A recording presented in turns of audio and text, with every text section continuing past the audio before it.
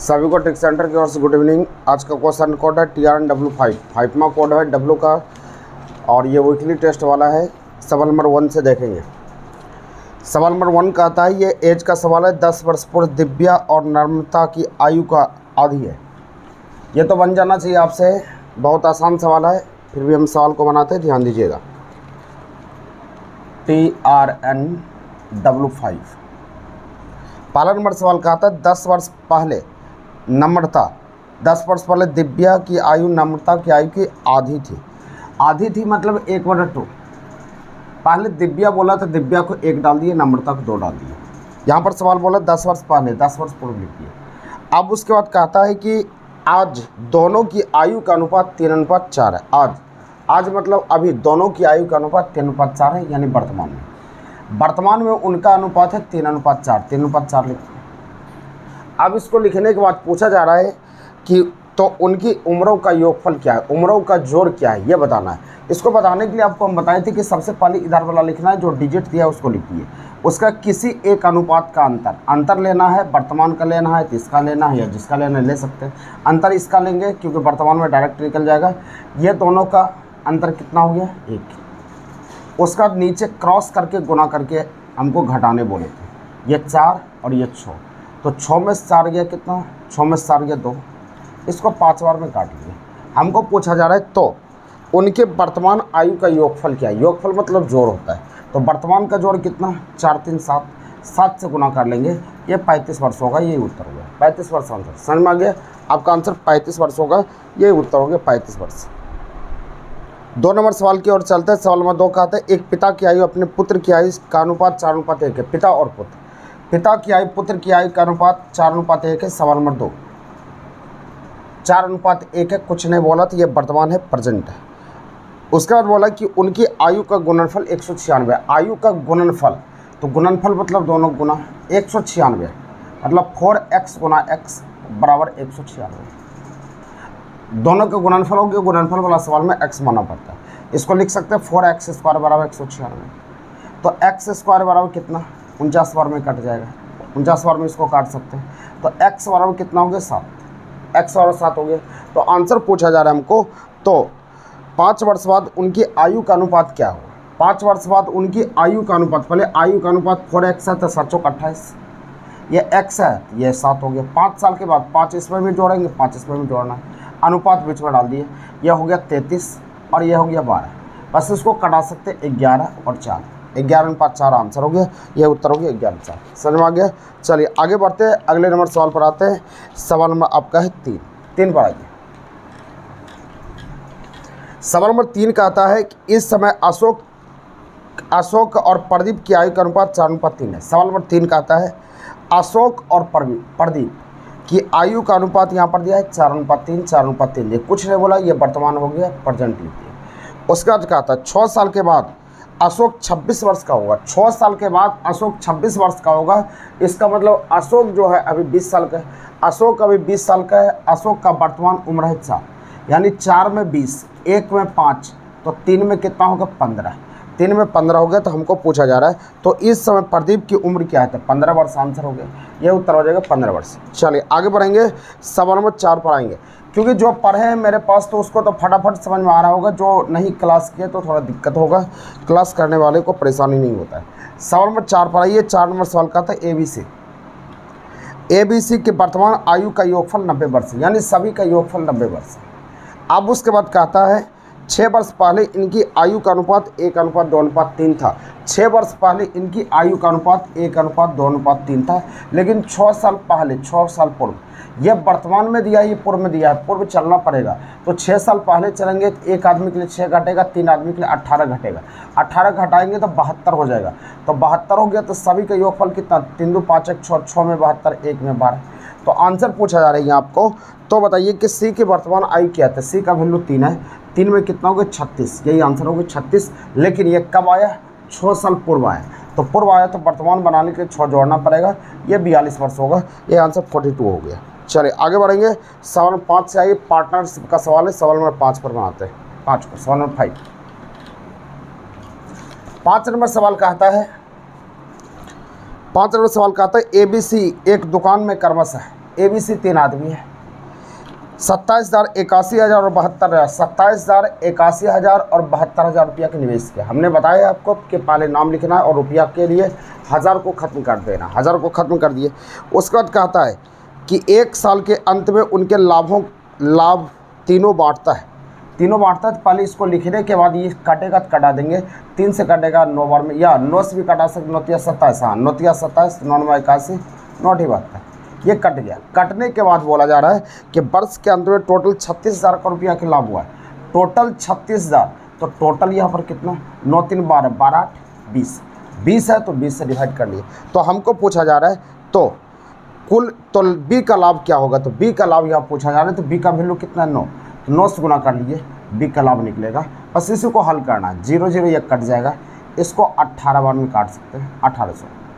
बस 1800 गुना 9 कर लेंगे, बस आपका आंसर होगा, ये उत्तर हो जाएगा। इसी को हल करना, आपका आंसर हो जाएगा 1,08,000 आंसर हो जाएगा, ऑप्शन नंबर सी, ये उत्तर हो जाएगा। चलिए आगे बढ़ते हैं, अगले सवाल पर आते हैं। सवाल में आपका है 6 पर आइए, 6 को समझिए। 6 नंबर सवाल कहता है यहाँ पर 3 भागीदार एक व्यवसाय में 2,000, 2,500 और 1,000 रुपया लगाता है। 3 भागीदार ABC ले लिए।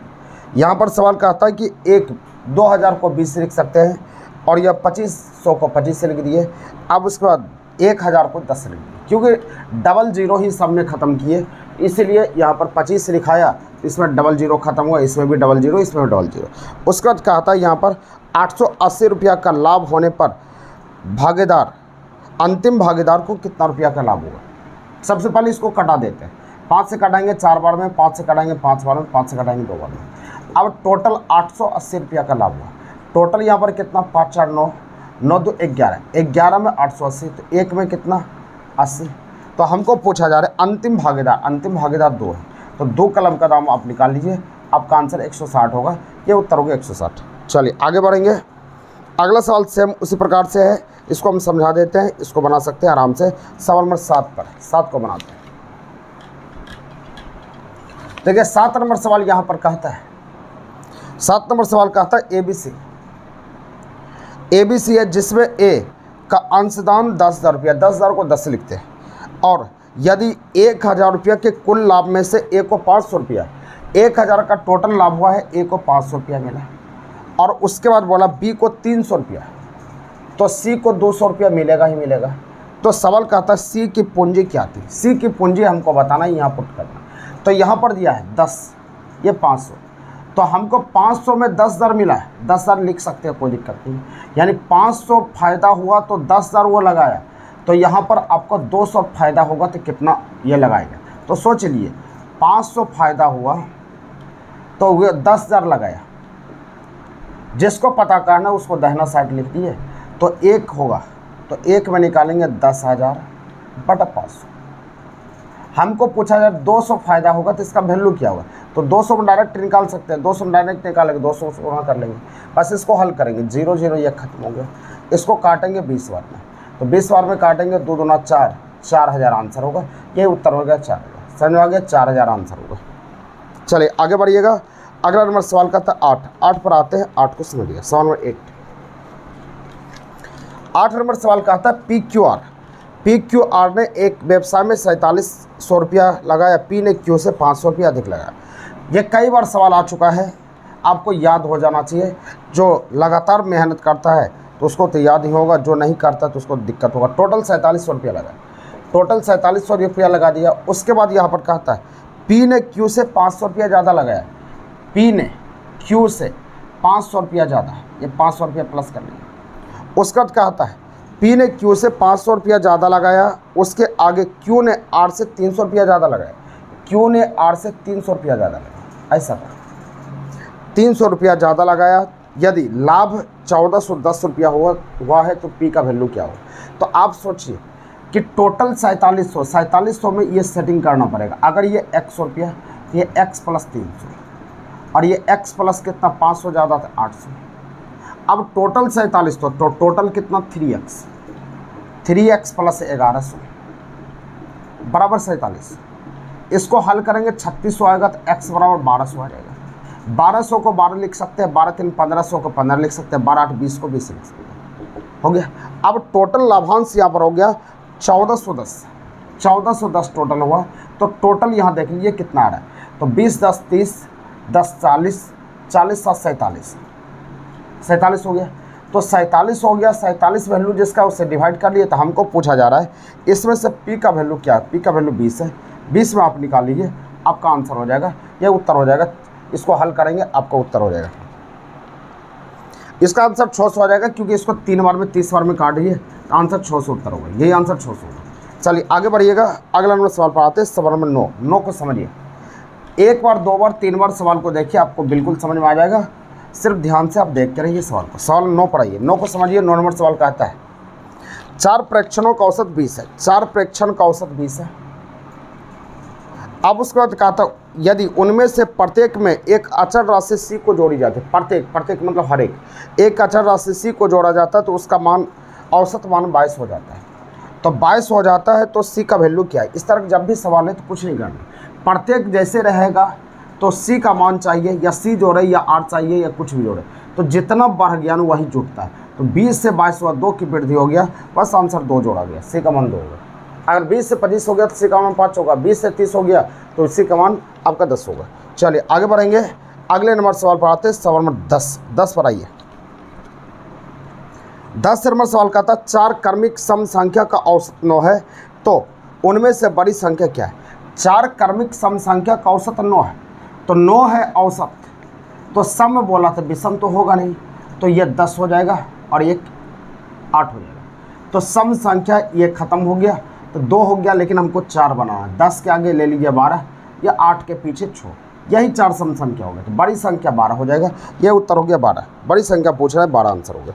सवाल नंबर 11 पढ़ाइए। 11 नंबर सवाल का था 3 के पहले 5 विषम गुणजों का औसत क्या हो। 3 के पहले 5 विषम गुणज का औसत चाहिए, तो समझिए 5 विषम गुणज का औसत, तो विषम गुणज पहला विषम 1 3 के चाहिए, या ऐसे भी डायरेक्ट लिख सकते हैं 3, उसका दूसरा 3 दूना 6 होगा, नहीं चलेगा, 3 तिया 9 होगा, 3 चौका 12 नहीं चलेगा, 3 पचे 15, 3 छक्का 18, 3 सती 21, 3 8 24, 3 नंबर 27, क्योंकि इस विषम लेना है 1 2 3 4 5, तो पहली जो अंतिम बटे 2, पहली 3 अंतिम 27 बटे 2, बस इसको हल करना है, औसत 15 निकल जाएगा, इसे भी बना सकते हैं, औसत 15 हो गया, यही आंसर हो गया।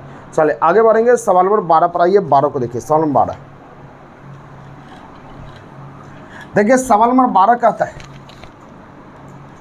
सवाल नंबर 12 यहाँ पर कह रहा है एक कक्षा में 40 लड़के और 30 40 लड़के और 30 40 लड़कों में से 40 लड़कों में से 30 का औसत 60 कीजिए। ध्यान से आप देखेंगे, एक कक्षा है, कोई कक्षा में 40 लड़कों में से 30 का औसत 60 है और शेष का औसत 56 है, तो सारी कक्षा का औसत क्या है। तो यहाँ पर ध्यान से समझिएगा, बहुत आसान चीज़ है। 40 लड़कों में से 30 का औसत 60 है, तो टोटल यहाँ पर योगफल 1800 हो गया। उसके बाद बचा कितना 10, तो 10 बच गया, शेष का औसत 56 है, तो टोटल यहाँ पर 560 हो गया। तो हमको पूछता है सभी का औसत क्या है, सभी मतलब जोड़ लेते हैं, ये 2300 हो गया, सभी 2300 हो गया, तो सभी कितना होगा 40, बस 40 से आप डिवाइड कीजिए, डिवाइड करने के बाद आपका आंसर हो जाएगा। इसी को हल करेंगे 236/4, इसको 5 बार में काट सकते हैं, 5 बार में काट दिया, 20 खत्म हो गए, 3 बच गया, 36 9 59 आपका आंसर होगा, ये उत्तर हो गया 59, यही आंसर होगा 59। चलिए आगे बढ़ेंगे, अगले सवाल की ओर आएंगे। सवाल नंबर 13 का आंसर देखिएगा, 13 का समझिएगा, ये एक्स वाई तो याद ही हो गया होगा, क्योंकि इस तरह का सवाल कई बार हम बता चुके हैं। बुक में MN वाला था, या एक्स वाई दिया, सवाल दिया है एक्स संख्याओं का औसत वाई स्क्वायर। एक्स संख्या है, औसत वाई स्क्वायर है, तो टोटल योगफल एक्स वाई स्क्वायर, और वाई संख्या है, इसका औसत एक्स स्क्वायर है, तो यहाँ पर वाई एक्स स्क्वायर योगफल होगा। तो हमको कहता है एक्स प्लस वाई संख्या का औसत क्या होगा, इसका औसत क्या होगा, इसको भी जोड़ना पड़ेगा, x y square plus y x square, औसत बराबर योग बटा संख्या होगा, संख्या एक्स प्लस वाई, तो संख्या एक्स प्लस वाई है, तो एक्स प्लस वाई कर लिए, बस डिवाइड करना है, डिवाइड करने के बाद आपका आंसर हो जाएगा। बस इसको हल कीजिए, एक्स वाई यहाँ पर कॉमन ले लेते हैं, तो यहाँ पर वाई बचेगा और यहाँ पर एक्स बचेगा बटा एक्स प्लस वाई, ये दोनों कैंसिल हो गए, तो बचेगा कितना एक्स वाई, इस तरह का सवाल जब भी रहे mn वाला था, m संख्या का औसत n स्क्वायर, n संख्या का औसत m स्क्वायर, तो उसका आंसर mn होता है। यहाँ पर x y आंसर हो गया। चलिए आगे बढ़ते हैं। अगला नंबर सवाल का आता है 14 नंबर सवाल कह रहा है यहाँ पर, एक क्रिकेटर ने पहले 10 में 180 रन बनाए, दूसरे टेस्ट में 258 रन बनाए, तो उसे तीसरे टेस्ट में कितना रन बनाना चाहिए ताकि उसका औसत 230 हो। मतलब समझिए, आप क्रिकेटर हैं, कि आप क्रिकेटर हैं, क्रिकेटर में अपने टेस्ट मैच खेल रहा है, उसमें बोला जा रहा है, इसमें बोला जा रहा है कि आप क्रिकेटर, आप समझिए ऐसे कि आप क्रिकेट खेल रहे हैं। उसके बाद बोला जा रहा है कि पहले टेस्ट में 180 रन ठोक दिया।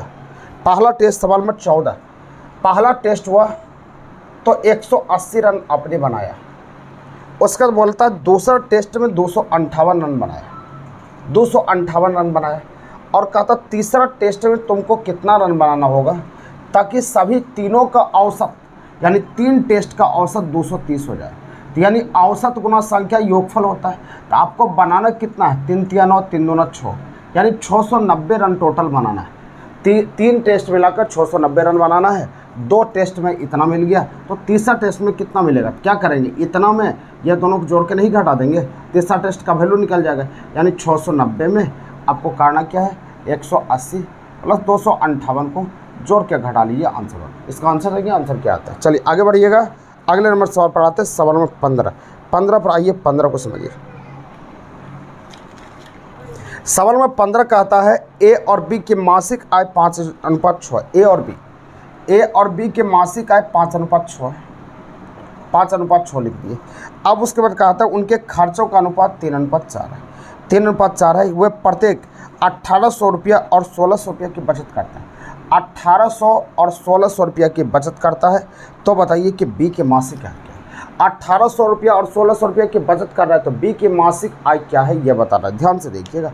सबसे पहले ये सोचिए कि ये आय है और ये बी है और ये आपका बचत है। तो बचत यहाँ पर प्रत्येक का बचत सेम रहता तो डायरेक्ट हम यहाँ लगा देते हैं कि यहाँ पर ये दोनों का अंतर 3 है, ये दोनों का अंतर 2 है, इसका अंतर 2 है, तो 2 में लगा देते। लेकिन ये बचत आय और व्यय, आय और व्यय का अंतर सेम है, लेकिन ये बचत अलग है, तो डबल क्रॉस का नियम यहाँ लगता है। ऐसे बनाते हैं इस तरह के सवाल को, आपका तुरंत आंसर बनता है। देखिएगा ध्यान से, यहाँ पर हो जाएगा 4800 और यहाँ पर हो जाएगा 7200। अब उसके बाद यहाँ पर ये दोनों गुना ये 20 और यहाँ पर आपका 18। अब ये ऊपर वाला का अंतर रुपया का अंतर होता है, बस ये दोनों का अंतर कितना 2, तो 2 कलम का दाम, यहाँ 4800 है 7200। तो यहाँ पर देखिए 48 2 50, अब 50 बासी 2400 हो जाएगा। 2400 हो गया, तो 2 में 2400, तो 1 में 1200, 1 में 1200 हो गए। तो हमको पूछा जा रहा है यहाँ पर, तो बी की मासिक आय क्या है, तो बी की मासिक आय क्या है, तो बी की मासिक आय यहाँ है 6 है, तो 6 कलम का दाम 12 6 7200, तो 7200 रुपया हो गया। बी की मासिक आय 7200 रुपया, ये उत्तर होगा, यही आंसर हो जाएगा 7200 रुपया। चलिए आगे बढ़ते हैं, अगले नंबर सवाल पर आते हैं। एक बार फिर से इसको देख लीजिएगा, सुन लीजिएगा, समझ में आ जाएगा। अगला सवाल कहता है एबीसी के आय का अनुपात 3:7:4 है। एबीसी यहाँ पर है। 16 नंबर सवाल कहता है एबीसी यहाँ पर कहा 3:7:4 है। इनके आय का अनुपात बोला और यहाँ पर खर्च का अनुपात कहा, यहाँ पर खर्च बोला 4:3:5। अब उसका बोला जा रहा है कि ए ने 4200 रुपया की आय से 300 रुपया की बचत करता है। ए जो है 4200 रुपया की आय से 300 रुपया की बचत करता है, मतलब 4200 रुपया इसका आय, 4200 रुपया आय है। 4200 रुपया की आय में से 300 रुपया वो बचत करता है, तो 300 रुपया बचत करता है, तो वो खर्च कितना करता है, तो 4200 रुपया ये कमाया, इसमें 300 रुपया ये बचा लिया, तो 300 रुपया बचा लिया, तो इसमें 4200 में से 300 घटा लेंगे, तो खर्च तो आपका मिल जाएगा। बस खर्च मिल गया, तो बस खर्च मिलने के बाद आप आंसर निकाल सकते हैं। यहाँ पर देखिए आपका 4200 नहीं है, 2400 है। सवाल ध्यान से समझिएगा, सवाल बहुत आसान है, ये डिजिट गलत लिखा रहा था। सवाल यहाँ पर बोला जा रहा है कि ये 2400 में से 300 रुपया वो बचत करता है। 2400 में 300 रुपया बचत कर लिया, इसका मतलब है 2100 रुपया वो खर्च किया। क्या 2100 रुपया ये खर्च कर लिया। अब 3 में 2400, तो 1 में 800 4 में ये 3200, यानी 3200 रुपया इसका हो गया, क्योंकि इसी का ही मान निकालना है। तो इसका मतलब 4 में 2100, तो 5 में निकाल लीजिए आप।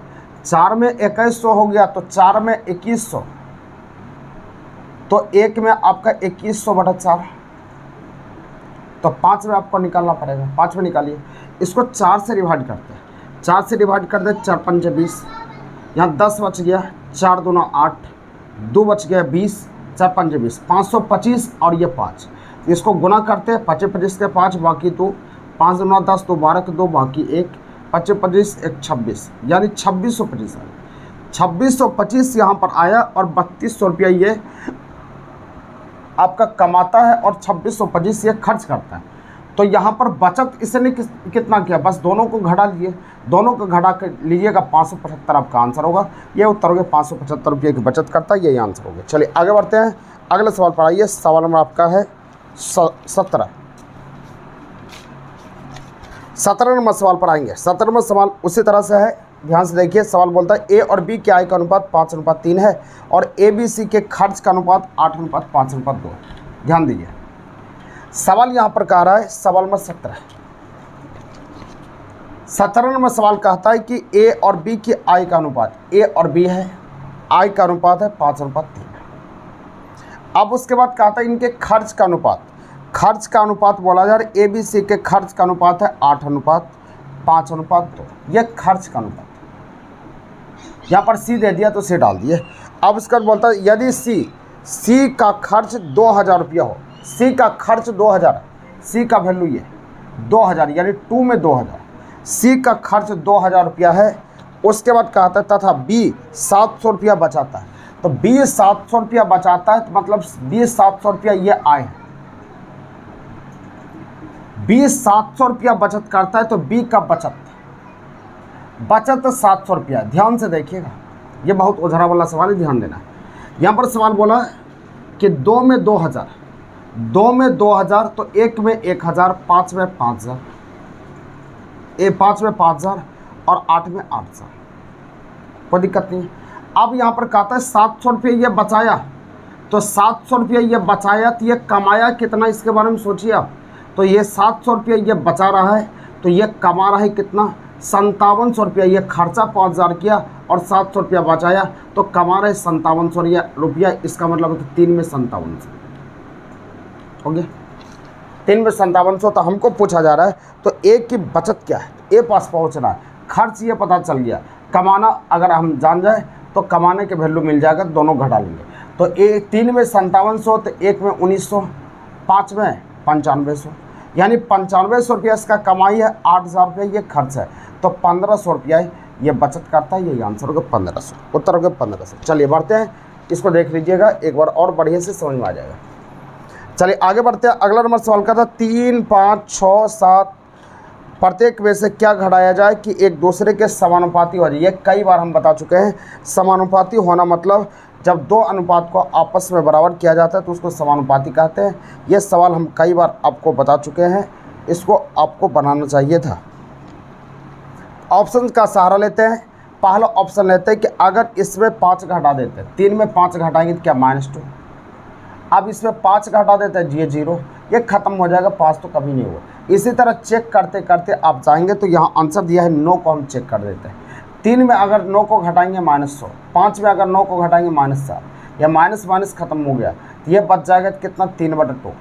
अब इसमें इस अनुपात को बनाते हैं, यहाँ आप 9 घटाएंगे तो -3, 9 घटाएंगे तो ये -4, ये दोनों कट गया, इसको लिख सकते हैं 3/4। यहाँ पर आ रहा है 3/4, यहाँ पर तो नहीं आ रहा है, यहाँ 7 है ना, सॉरी ये 7 है, तो ये 2 आ गया। अब देखिए 3/2 सेम आ गया, इसीलिए आपका आंसर 9 होगा। उसी तरह आपका बोला जा रहा है 14 और 17 का वर्गानुपात क्या होगा। वर्गानुपात मतलब स्क्वायर होता है, 14 की स्क्वायर 196, 17 की स्क्वायर 289, ए नंबर आंसर होगा। 3 और 5 का घना मूलानुपात क्या होगा, घन करना है, तो 3 का क्यूब 27, 5 का क्यूब 125, 16 और 25 का वर्गमूलानुपात मतलब वर्गमूल नहीं करना है, 4:5 हो जाएगा। 343 और 729 का घना मूलानुपात मतलब किसका ये घन है, तो घन आपका 7 और 9 का है, इसलिए घना मूल। अगला सवाल कहता है तय समय 4 संख्या 1:2:3 के अनुपात में है, यदि उनका योग 16 है तो पहली हो। यह सवाल आपको बनाना पड़ेगा, ये सवाल आप बनाएंगे, ये बना सकते हैं। एक पार्टी में प्रत्येक व्यक्ति ने प्रत्येक उपस्थित व्यक्ति से हाथ मिलाता यानी हैंडशेक की संख्या n × n+1/2। यह सूत्र आपका होता है, इसको आपको हल करना, हल करने के बाद आपका आंसर हो जाएगा। बस इसको हल ऑप्शन डाल देंगे, ऑप्शन डालने के बाद जल्दी बन जाएगा आपसे, और कुछ करना नहीं है। ऑप्शन देखिए, पहला ऑप्शन है 12, हैंडशेक की संख्या 66 है, 66 डाल दिए। तो यहाँ पर n है, n का मान 11 रखते हैं, तो 11 + 1 12/2। इसको 6 बार में काटेंगे, 12 ये 66 पूरा, इसलिए आपका आंसर n का मान 11 होगा। हल करेंगे 11 आंसर हो जाएगा। चलिए आगे बढ़ेंगे, अगले सवाल की ओर आएंगे। अगला सवाल है 25 नंबर। 25 नंबर ये सवाल कई बार आ चुका है। सवाल कहता है कुछ व्यक्ति तथा समान संख्या में घोड़े कहीं जा रहे थे। हम x व्यक्ति माने x घोड़ा कहीं जा रहा था। अब उसके बाद बोलता है आधे व्यक्ति घोड़े के पीठ पर बैठ गए। आधा व्यक्ति, ये व्यक्ति माने तो मैन या हॉर्स। आधा व्यक्ति घोड़ा के पीठ पर बैठ गया तो आधा व्यक्ति चल रहा है। अब बोला जा रहा है कि कुल पैर, जमीन पर पैरों की संख्या 70 है, पैर की संख्या 70 है। तो 70 है, घोड़ा को 4 पैर होता है और इसको 2 पैर होता है, 2 से गुना कर लिए, कुल मतलब जो ये हो जाएगा 2 खत्म हो जाएगा, 5x = 70, x = 14। तो आंसर पूछा जा रहा है कि बताइए कि घोड़े की संख्या क्या है, 14 आंसर हो गया।